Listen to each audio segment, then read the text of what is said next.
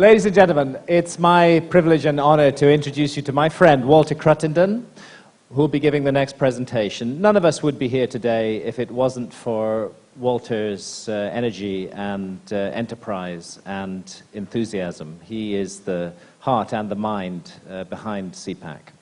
And Walter has done extraordinary work over the last few years revising that old lunisolar model of precession, which says that precession is an observable that results from a wobble on the axis of the Earth. Walter has brought through from the far reaches of non-science into the center of the scientific stage, and that takes some doing because scientists don't like to hear too many new ideas. The notion that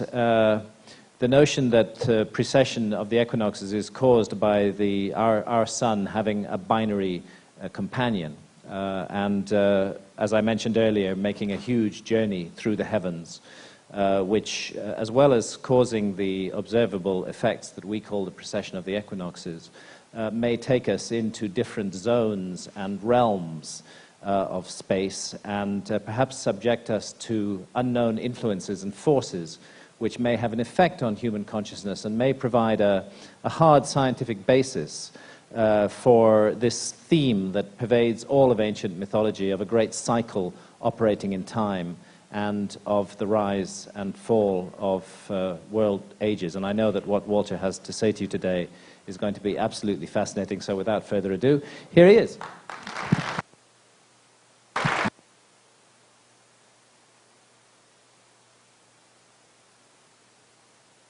Graham, thanks very much. Everybody hear me okay? All right.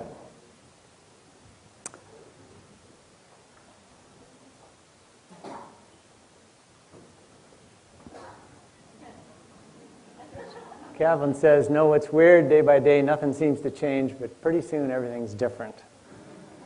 And so it is, until you go around far enough, and then it seems you get back to some of the same things.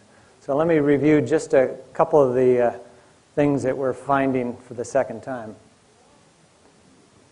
This one's been in the news quite a bit, and some of you have heard about it. It's the Antikythera Device. I won't go into detail on it, but it was found in a Greek shipwreck in the Aegean Sea that unquestionably dates to about 100 BC.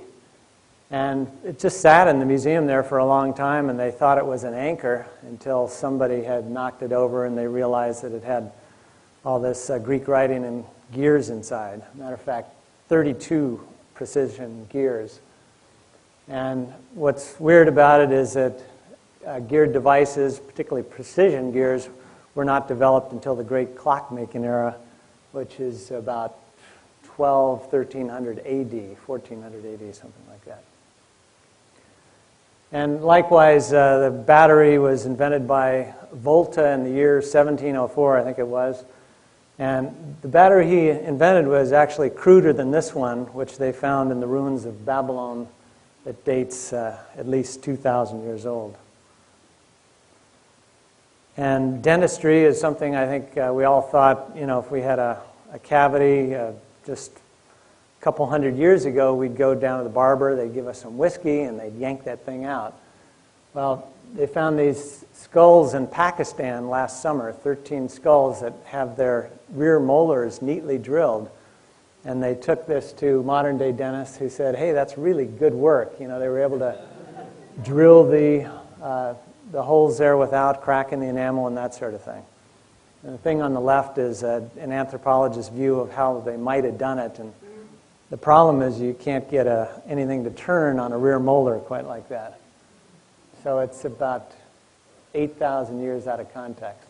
And same thing with these trepanation devices. These are not all new discoveries, but they're discoveries that are just way out of line with our current notions of history. Of course, one notion is brain surgery didn't come along until fairly recently. And here they found these skulls, again, Mesopotamia area, have these neatly circular little scars on a few skulls that date back at least 5,000 years. They fit these some of these devices that they found, And they've healed, and so they were doing something that we thought was pretty impossible for a hunter-gatherer. And I know others have mentioned this book, but where these anomalous artifacts do not make sense in the current paradigm of history, this linear paradigm where anything that became must be more primitive, they do make sense with the ancient paradigm, or the ancient view of history, which is that it's cyclical, meaning that we have these alternating dark and golden ages. And it was Giorgio de Santillana and his partner Hertha von Deschen who documented these 200 plus myths, 30 cultures, most of them not in touch with each other, and yet they all came to the same understanding. And as mentioned in my opening comments, this was the dominant theory up until the Darwinian paradigm. And most of those cultures talked about how this cycle tied to a change in the heavens. Now, they didn't always call it precession or the precession equinox, but they said the motion of the heavens or the changing stars, or sometimes they related particular times to different constellations, such as the Mithraic culture, where you slay the bull in Taurus, and that opens the age for Aries and things like that. And so the celestial clock then is really the 12 constellations. Those are the numbers on the clock, if you will. The equinox moves just like a big hour hand, and you have the spring equinox, vernal, and your fall equinox, the autumnal equinox. And that tells you what sign you're in. And so going by the spring equinox, we're in the dawning of the age of Aquarius, just leaving Pisces. But actually, you find a lot of writings, particularly Vedic culture, where they use the autumnal equinox. And so they would say, no, we're not in a golden age right now. We're actually just came out of the dark ages, and we're heading on the way up. So that's how they interpret it. And, you know, some other cultures didn't even use equinox at all. They used the solstice as a marker. But solstice would just go this way on it. And if you had to put stars on here, the Milky Way would be sort of a C curve through the side there.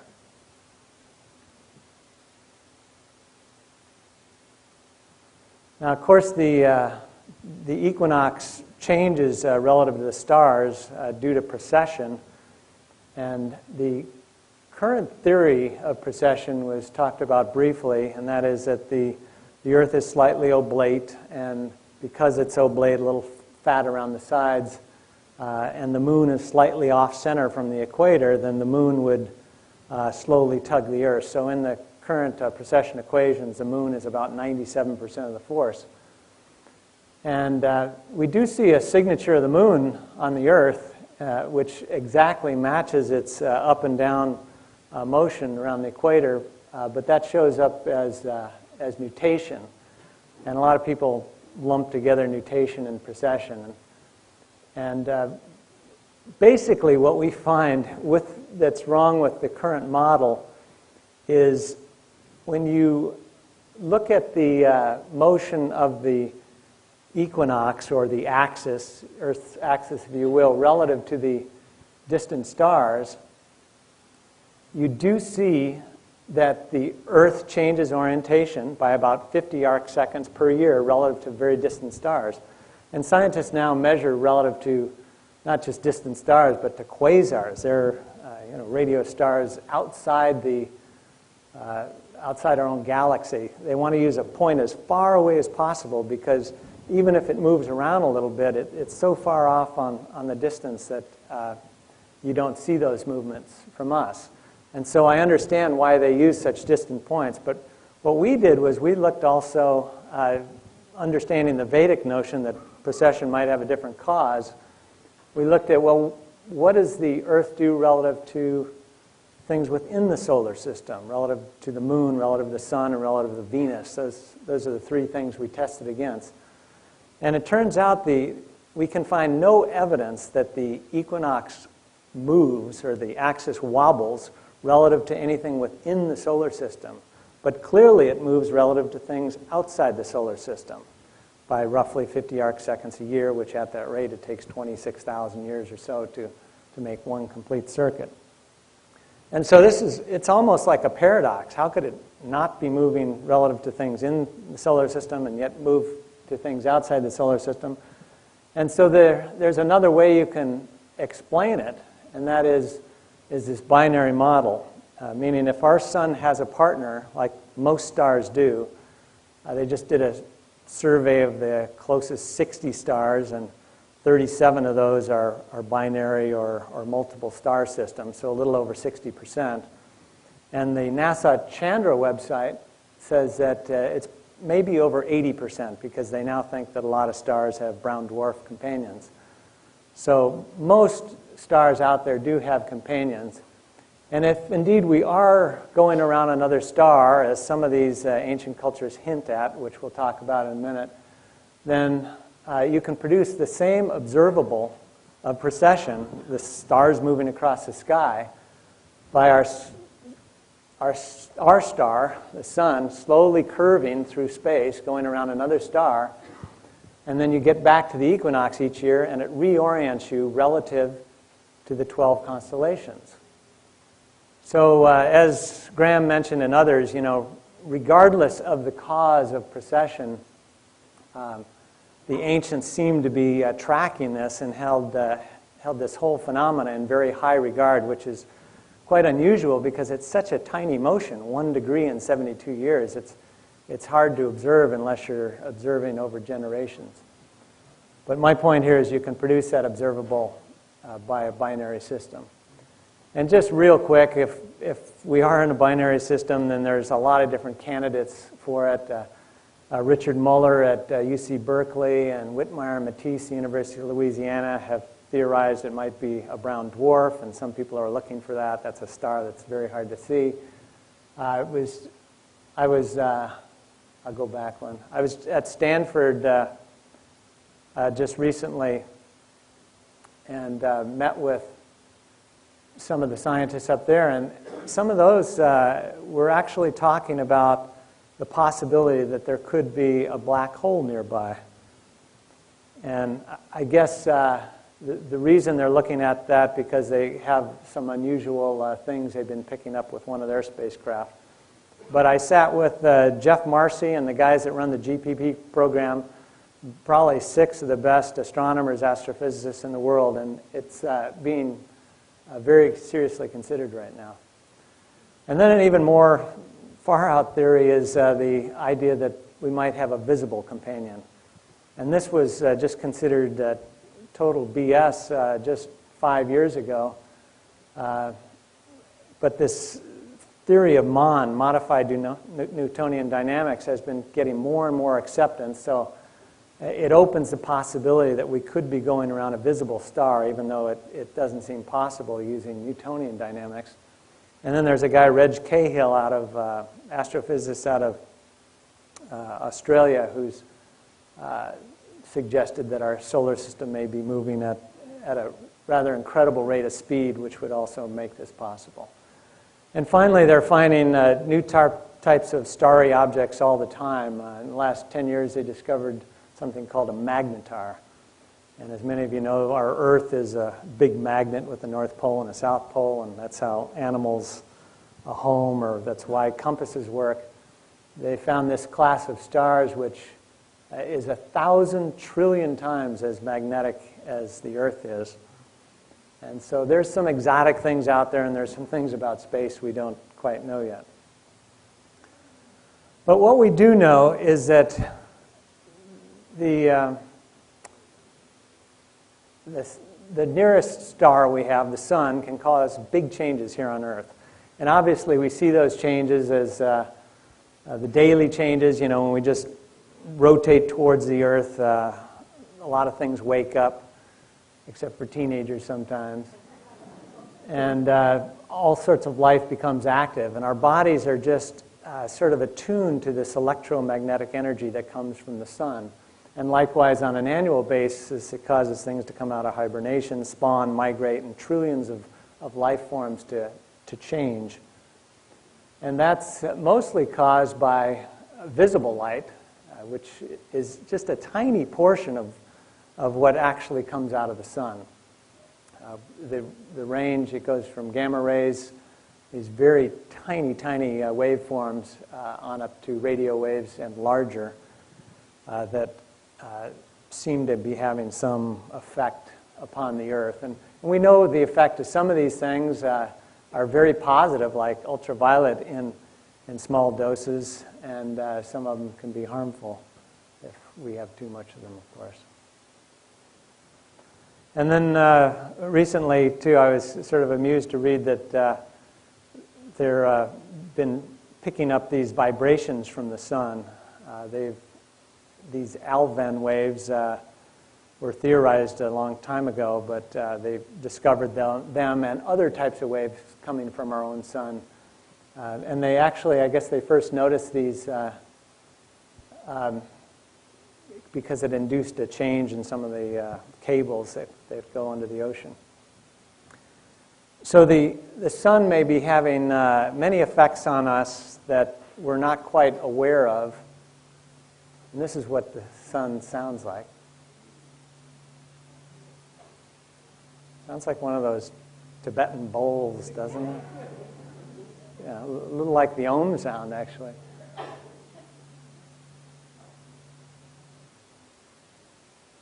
And Alfven, really, he won the Nobel Prize for plasma physics here, and he was kind of one of the first ones to discover that space is really active and full of stuff. He's a plasma physicist. And he basically hints that stars communicate with each other through this, through plasma exchange. And then you can see here he says, too, that conditions in the ionosphere and magnetosphere influence the electromagnetic state that we live in. And the reason all this is important is because I'm trying to figure out why these ancients said we have this rise and fall, and it ties to this great cycle of precession. So here's sort of the hypothesis, and it's based on Valerie Hunt's work. What she did was she took people and wanted to see how they reacted to the electromagnetic field that we all live in if we're separated from it. You know, we're swimming in a sea of electromagnetic spectrum right now, if you will. And so she put people at UCLA, she was a professor of physiology, in this Faraday cage in the physics department where they make these real sensitive circuits. And so they have this cage built that kind of blocks out all the ambient EM that's going through us right now. And she found that when people are separated from this cocoon of the Earth, then they not only did poorly on the tests that she gave them, but some of them just wanted to get out of there and cried, but didn't know why they were crying. And likewise, if you reverse the field, which you can do, say, by adding a lot of negative ions, then people feel really good and really happy. They called it being clear or an expansion of consciousness. And again, not knowing why other than it's just a change in the ambient EM field. And so the hypothesis here is that, you know, all stars are huge generators of this electromagnetic field. And if we were indeed in motion around another star, as some of the ancients hint and the Vedic culture talks about, then you would expect that there would be some change in the electromagnetic environment as we go closer to and farther from other stellar sources. And just further to this point that we can be affected by non-physical things, they're now working with transcranial magnetic stimulation to cure people or treat people that have severe depression. And I understand just a few treatments works for about 6 months, so it's proven to be very effective and has some other benefits too. So a lot of that stuff we talked about in Lost Star of Myth and Time, but here I'd like to kind of use that fundamental, so that's how we think this cycle might work, and then look at what the ancients said sort of about the different ages and try to use that to predict what the future might be like a little bit.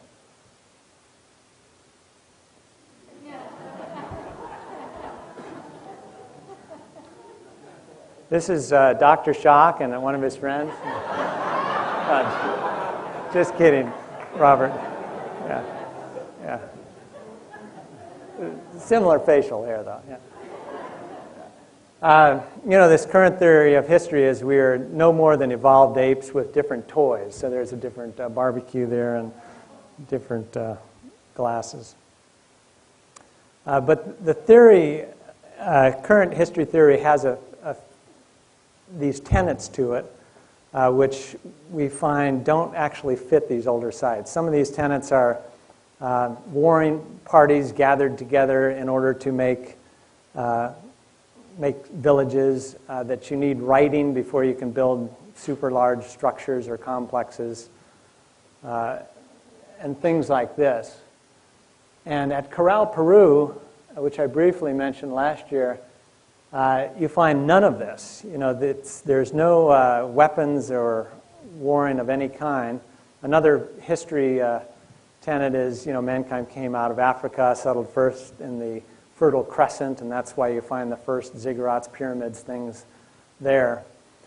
Well, Corral was recently carbon dated to 4,700 years ago, so it's contemporary with the Egyptian pyramids, the Great Pyramid of Giza. And so it seems that maybe our history theory isn't quite correct if, those are the first civilizations over there and we're building them at the same time right across the ocean. A lot of these things have astronomical alignments. There's actually 6 pyramids here. You can see 3, and this shot is taken from one here. They surround a huge plaza, and the plaza has various different types of structures in it. There's no writing and no evidence of any war, but there is evidence of a lot of trade with very distant lands. Another find just in the last year, I think since the last CPAC, was this noticing that this site in Peru was a solar observatory. And I guess they would observe from this ruined area here, which is looks about like Corral. It's very, very old, but they don't have good dating here. It's been estimated at 2,300 years old.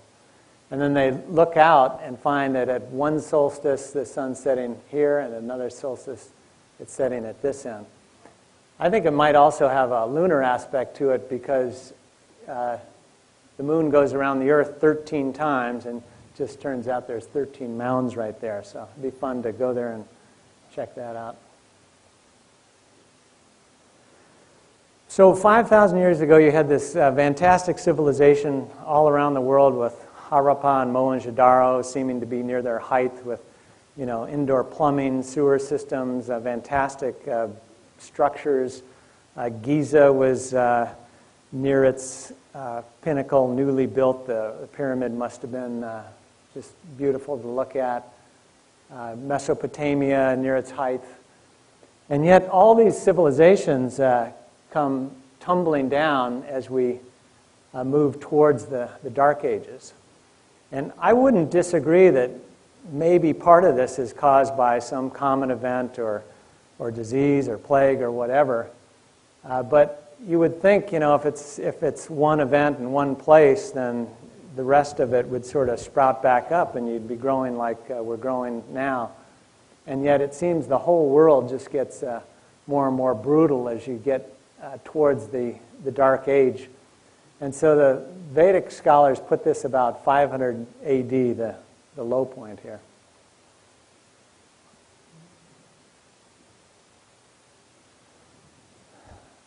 This guy, Stefan Maul, has really done a terrific job in understanding ancient languages, and he's considered the foremost Assyrianologist in the world. And of the 100,000 cuneiform tablets, only a few thousand have been read. And even that's sort of a relative term because We don't exactly understand what they were talking about, and many of the tablets are really quite wrecked up. But he's come to some rather amazing finds. One is sort of the age-old idea that you find that the Assyrians are talking about before their time, and they're roughly 4,000 years ago. Before their time, there was a golden age, and they're looking back, and then they know that there's a dark age coming, and they're dreading the future. And it was sort of like the letter that Graham read. I think it was Graham that read the letter from Hermes, where it's written in descending times. They know they're descending, and they're sort of talking about what's going to happen to the world. The book of Daniel talks about this also. And furthermore, what he found was, because he's a linguist, he traced the words and how they've morphed over time, and the words for future that the Assyrians used have become our words for past, and their words for past have become our words for future. So they oriented themselves in time that the golden age was the future, and now we've passed the low point.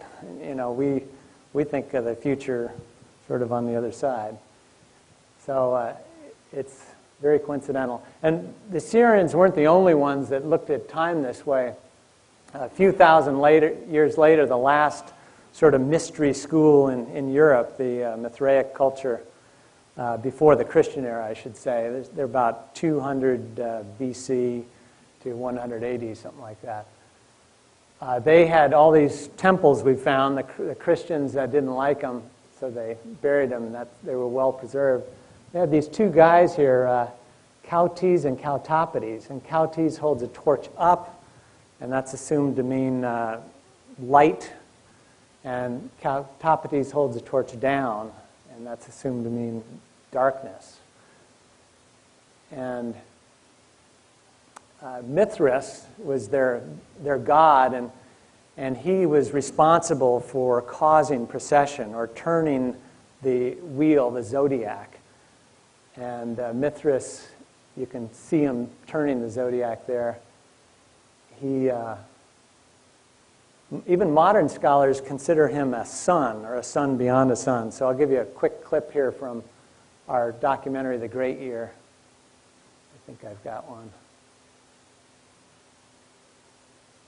There's one sun which is part of the planetary system, and there's one sun outside the solar system. And this allows Mithras to both be the sun, Mithras, so in Mithras, the unconquerable sun, and also seem to be operating for the sun, or on behalf of the sun. So it's very, very similar to what we find in the Vedic culture, this notion that precession is caused by another body, or our motion around another body, solar body.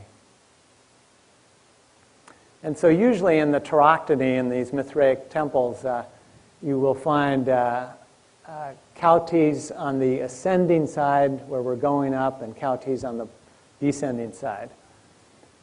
And I might add that most cultures say that precession, or the current rate of precession is about 25,669 years, I think, to make a cycle. But the rate changes each year. It's actually accelerating each year. And so that brings down the total overall time it takes to make one cycle.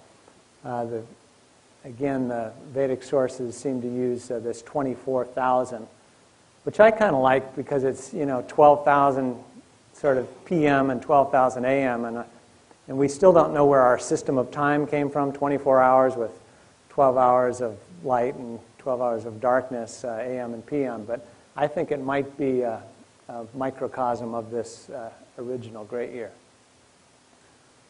So in this, I would agree with Graham that he calls me an optimist, and I probably am, but we're still very close to the Dark Age. We've just barely come out of it. We're like 6:30 a.m. here, just partially out of the Kali Yuga, coming into what they call the Dwapara Yuga. the dominant theory of history today, I thought, was well embodied by Jared Diamond, who I actually totally agree with. He, on a regional basis here, he says that the reason some cultures win out over another culture is because of guns, germs, and steel, in essence. Those that are in the right geography to find themselves with a favorable environment that gives them certain advantages will win out over those that are in a poor geography, an unfavorable environment. So those that have the guns, the bad germs, and the steel are going to win out over those that don't.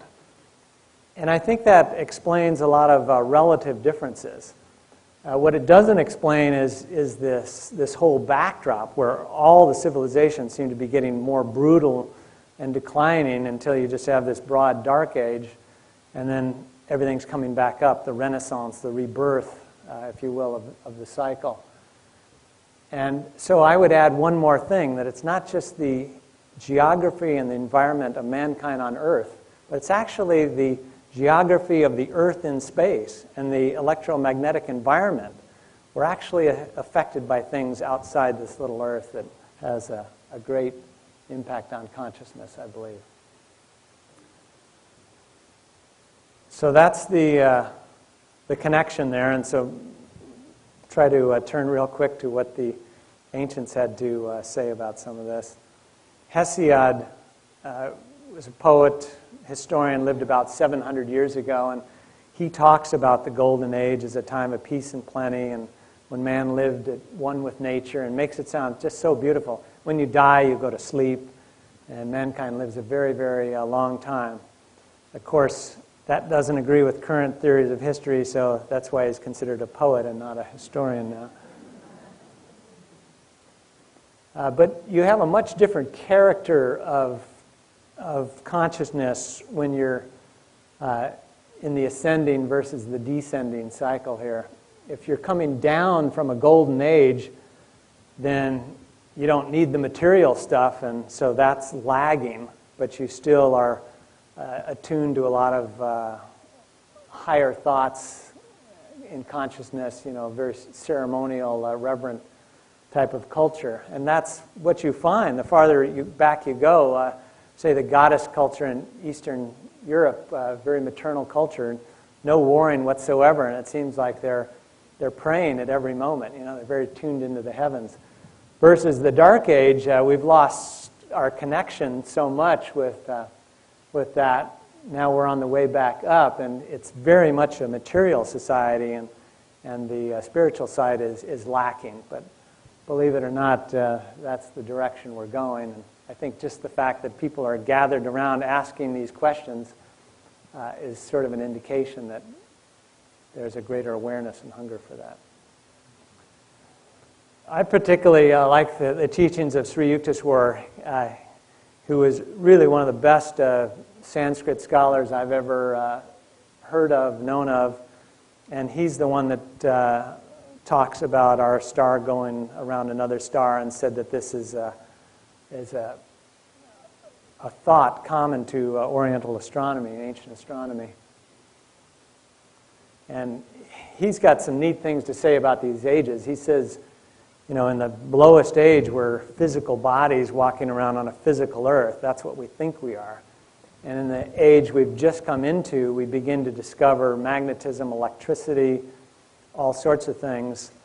And sure enough, since the Renaissance, we're discovering these finer forces. And the way science is going, it's telling us that everything around us isn't so solid at all. It's made out of atoms, which are 99.999% space. So indeed, science is starting to realize that things are more than just solid things. And he says that each of the ages, and you find this in a lot of other myth and folklore elsewhere, have certain characteristics. So whereas the Indians called them, the Kali, Dwapara, Satya, and Golden, or Treta and Satya ages, these are the Greek names over here after the metals. And the Greeks also called them the age of man, the age of the hero, age of the demigods, and talked about we live these different ages during each age, or have different lifespans. And sure enough, if you look back at some of the Chinese dynastic records, farther back you go, the longer these dynasties seem to be. They get shorter towards the Dark Ages. Or if you look back at the Egyptian king lists, the longer back you go, the longer they are, until people assume that they're just lying. They must be myth. But it would hold true. And even in the Bible, you find Methuselah and Seth and folks like this that live quite long. Another characteristic is things just get thinner, more transparent, seemingly because our consciousness is growing so much. And technology gets a bit of a bad rap. It had a great rap at first until we all realized it's just time-consuming. And but I think it'll just fade more and more into the background as we move farther into this age, because the myth and folklore tell us that once again, mankind lived with the earth in tune with nature and had this telepathic, clairvoyant ability lost during the Dark Ages, and it will come back. And so the sign of that, when that's supposed to be in full bloom, is the Treta Yuga, or the Silver Age. And let's see here. There's one story that kind of illustrates it, and that's the story of Babel in Genesis. They talk about mankind used to speak with one tongue, lived in tune with nature, and things were pretty good until he started building these towers, and then God confused the tongues, and all chaos reigned after there. And if you look at the dating of many of the early Mesopotamian ziggurats and structures, it's right around the change from the Treta Yuga to the Dwapara Yuga, falling from the Silver to the Bronze Age. And I think it's these structures serve a purpose that we haven't quite figured out yet, that it all has to do with energy, and they're trying to hang on to that energy somehow, some way. There's a fair amount of research on this mentioned in Lost Star. But then we're supposed to get that ability back, and the modern sage Paramahansa Yogananda, who's again this tremendous Vedic scholar as well as just an enlightened person, says that once again in 4100 AD, which is when you go back into the Treta Yuga, that telepathy and clairvoyance will be common knowledge. So in the Bronze Age, another characteristic is we overcome space, which is with annihilation devices like cell phones and jet airplanes, they make space seem very, very small. Supposedly in the Silver Age, we're supposed to overcome time. And there's some great stories about this, but I don't have time for them. But one thing they were doing in the Silver Age that sort of ended the Dwapara and sort of lost at the end of the Dwapara is 95% of all structures you find, I don't care if it's a tomb or a grave or a cairn or a pyramid, they all have these astronomical alignments, solstice, equinox, cardinal points, certain stars, things like that. So there's something to do with aligning buildings with the heavens that's good, and I think we might even get back to that. As a matter of fact, there's a facility just down the road from here, Scripps Institute, where or the Salk Institute, I think it is, isn't it? Yeah, where they've aligned something with the equinox. It's a fairly new building too, so maybe it's coming back. They also call the Silver Age the age of the demigods, and we really start to get back into what modern historians consider deep myth here, because all these cultures, the farther back you go, they're talking about gods. Gods are all over the place, and even Christ himself is telling us this. And so the modern view is, we're just these hairy apes slightly evolved with new toys, whereas the ancient view is very different, that we're gods capable of great and wonderful things. And that's why I think it's so important to figure out what the ancients were thinking and doing. How are we doing on time? Okay, great.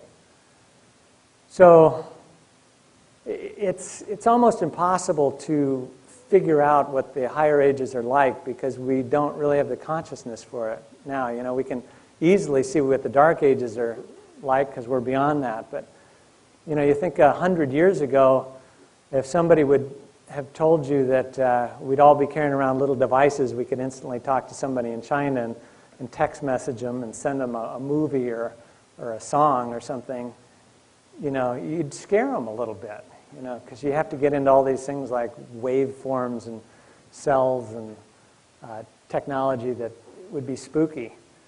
And so how can we imagine then, if that's just 100 years, how can we imagine what it's going to be like in 1,000 years or 5,000 years? Nevertheless, it's fun to think about. And John Daring and John Burke, some of the guys coming up will touch on some of this. And Burke's work is really stunning in my opinion. He's right after me. And he talks about some of the subtle energies that they've been finding in these stones. Here's another, you know, myth from the Bible. But it's a beautiful saying, canst thou bind the sweet influence of the Pleiades or loose the bands of Orion? To me, it sounds like a rhetorical question that this cycle is somewhat inevitable. You know, can you really break apart the stars of Orion's belt? I doubt it. And can you bind us in the higher age, the golden age, to Alcyon and the Pleiades, if that's indeed where the influence is coming from? And I don't think you can, other than personally. And this is something, you can tell where we are in the age by the rate of precession, but it's a little technical to get into right here.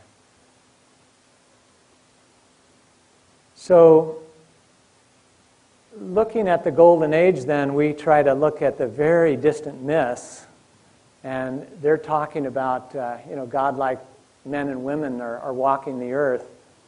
And the technology we're learning nowadays, and I don't just mean metal technology outside us, but inside us, you know, knowledge of Reiki and Qi and subtle sciences, acupuncture, things like this is coming back. It was almost lost in the Dark Ages, and I think we're realizing that we're a much greater instrument than just an ape. And there are things we can do, and really all the Vedic teachers talk about this. They say, yes, there is a cycle, and that's the main influence, but just like you don't have to live without light in the nighttime, you can invent lights or fire or something, or you don't have to go cold in the winter, you can think of ways to keep warm. So too, in the darker ages, can you do things to boost your consciousness and be in touch and have a golden age type consciousness. And I read, I think it's 7 million or 17 million Americans now are practicing yoga or meditation. So it's a small percentage, but it's picking up. So my guess is that some of this myth about, you know, traveling to other stars or other dimensions or other times, it just sounds like foolishness to current history theory, may indeed have a basis in fact. And so I think we're back on our road to the Golden Age, the Garden of Eden. So that's about it. I'd like to take any questions that you might have about this Golden Age.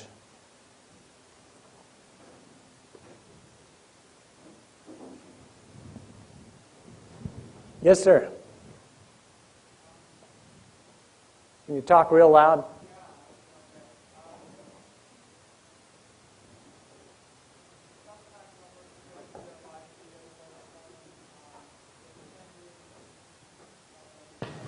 Positive time. There's a sense of a lot of things that we have to do to prepare for it, or that, oh, that's nice, and that nothing's guaranteed. What's your sense on this? Is there some? Right now, we're looking at a little seed, some early adapters, I guess you could say, for tapping into whatever might be happening. Is there do you think it's just a guarantee, or can we just surf this and just be creative and think outside the box? Okay, I understand the question. You know, do we just sit back and wait for the cycle to take its place, or do we have to do things about it? And I think you have these macro influences, as we talked about. They're all celestial based. You know, the spinning of the day, it's easier to see if it's getting lighter every moment, or it's easier to stay warm and grow crops if it's spring and summer. Likewise, in the great year, it might be easier now to pick up some of these things. Consciousness is growing. We can understand more of this ancient technology and modern methods. But I still think we have to make the effort ourselves to get there. Yes. Thank you for your presentation. Will the golden age truly be upon us fully when the constellation of Sagittarius is absorbed by the Milky Way galaxy? Is this the some of the 2012? The Sagittarius galaxy. Sorry about that. You know, what I've read about that, scientists have learned that you have the Milky Way galaxy, and this other galaxy is slowly coming into it. But I believe they're estimating well, Andromeda is a big galaxy farther away, but there's a smaller galaxy, Sagittarius, that's actually already merged in. Some even think that our sun might be part of that galaxy rather than part of our original galaxy, if you will. But I think that whole process is thought to take hundreds of millions of years. So I'm not sure that answers it. But there is a marker that the ancients used supposedly when the autumnal equinox is aligning with the Pleiades, the brightest star there, Halcyon. You have the Halcyon days, the days of peace and plenty. I'm sure glad we don't have to wait for the merge. Yeah, that'd be nice. Hi. Since your last talk last year, have you had any progress in more supporting evidence to support the dual star theory? Yeah, I put up something recently on the motions of the moon and a mathematical model on current precession theory requires that the Earth go around the sun 50 arc seconds less than 360 degrees in a equinoctial year. And the mathematical model will show that it goes around 360 degrees, a full 360 degrees. So if we're ending up at the same place relative to the sun and relative to stars close by, why is it that we're changing relative to the very distant stars outside the solar system? Of course, the reason is the solar system is turning. So that model's there. Check it out. Plus, I had actually several discussions with the guys at Stanford, and this whole gravity probe B thing is quite interesting. All the data that they've received, they've got a bunch of signals in there that they're not quite sure what they're resulting from. One of them seems to mimic precession, and so we've requested the raw data, and that's supposed to come out sometime next year. They did delay. They were supposed to come out, the end of last year, and then it was supposed to be April, and they told me now it's going to be December. So they just keep pushing it out. And in my meeting with them, they said, you can't imagine how complex this is. They're getting it's like having a whole bunch of wires and figuring out what they're all to. So I think there's some data there that could be helpful. We'll publish on that next year. Yes? Okay. So as far as like an actual change happening, I know that we're subjected to forces that are big, like even a full moon can have effects on the way we live. But also I think that people are always talking about the good old days, and we have this sense of nostalgia that makes us kind of romanticize the past and just kind of pine away for how it used to be. And maybe we're programmed that way so that we consciously try to make the world a better place. So I'm wondering, where do you think the balance is between intrinsic human efforts to get back to the good old days and actual cosmic forces that we can't do anything about? That's a great question. I did read a study once that said when you go back 10 years, 20 years, 50 years, 100 years, they always view the past as the good old days, you know. Apparently you forget the problems because you've lived through them, everything's okay, and you remember the better times. So I think it might be just something in our psyche to, you know, focus on the problems and try to solve them rather than focus on how good everything is. But, you know, you look at it, we have a war going on nowadays that's really a bummer, and nobody likes it, and it makes the evening news every night, and it's terrible, I admit that. But did you know 500 years ago, every nation on the planet Earth is at war with one another? But they didn't have nightly news, so it must have seemed okay. So, yeah, I think things are getting a lot better, but we're aware, more and more aware of the problems. And, you know, this is the age of the hero we're in. We have this great opportunity to be heroic. Better take another question.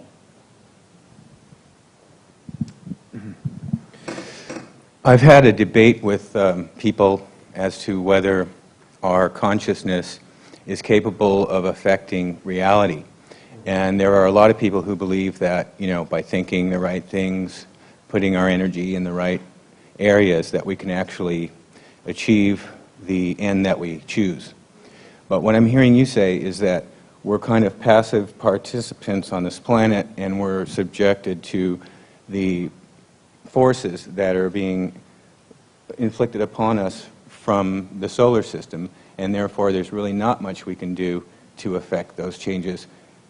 Is there any conflict there for you? I think we can do a lot. I really do. I think, you know, if a lot of people of a high consciousness get together, and I think you have that somewhat in this room, where you got a little better than the average consciousness.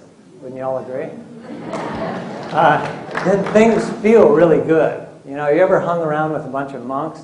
Man, we don't say anything all day, but I'm just so happy and blissed out at the end of the day. Yeah, so if we have high consciousness, we can make our place a better place for sure.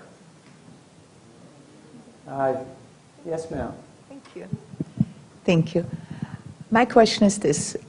According to all evidence, we have gone through one great year prior to this one. My question is, your estimation of how many great years has this Earth experienced, and how do humans figure into it, and when?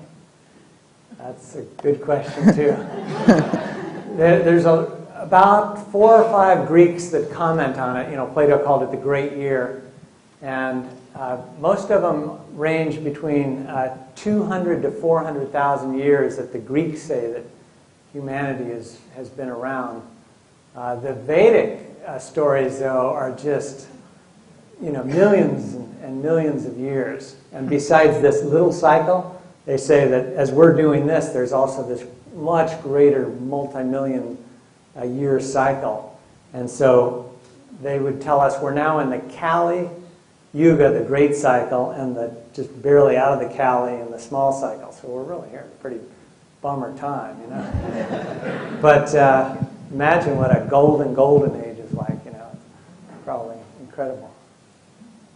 One more? Okay. Let's get somebody farther up because I haven't done that. Thank you. As lunisolar theory of precession is falling apart, I believe in 2006 there was a proposal to the International Astronomical Union for a new model that doesn't do away with the wobble. It tries to change lunisolar precession theory into something they call planetary theory of precession. And I'm wondering, why do you think modern astronomy is sticking to the wobble idea and not embracing the binary theory? Well, I think it's because Copernicus discovered the three motions of the Earth. Spins on its axis, that's a day. It goes around the sun, that's a year. And there's this thing called the precession of the equinox, this ancient thing. And so we figured, well, it must wobble or librate. And Newton came along and said, well, if it does wobble or librate, then it has to be due to the local bodies nearby. And so when you have Copernicus and Newton starting something off, that's a pretty good basis for a paradigm. Plus, precession does exist. You can have satellites that will precess if you make them go exert a force on an oblate object. And I don't think they really are aware of the very, very ancient teachings. But you know what? They're tweaking it all the time. I get all these papers on this stuff, and they can't understand the reason for Newcomb's constant, why it's accelerating every year. And so they keep coming up with this thing. They add stuff, even though the moon's 97%. They've now added the exertion of the outer planets. They added the 300 largest asteroids. Because it seems to go at a gradual rate and not up and down like this, they've assumed that the Earth's core is probably elliptical. And I think the whole model ought to be thrown out. They ought to look at a bigger space. And I really believe it's the linchpin, because so many cultures have tied precession to this rise and fall of the nation of history. Even Newton wrote a book on it, which didn't sell as well as his other books because it's not well accepted. But he tried to tie each epoch of history to a point on the zodiac. And I think it will come back eventually. So I'm about out of time. I really appreciate great questions.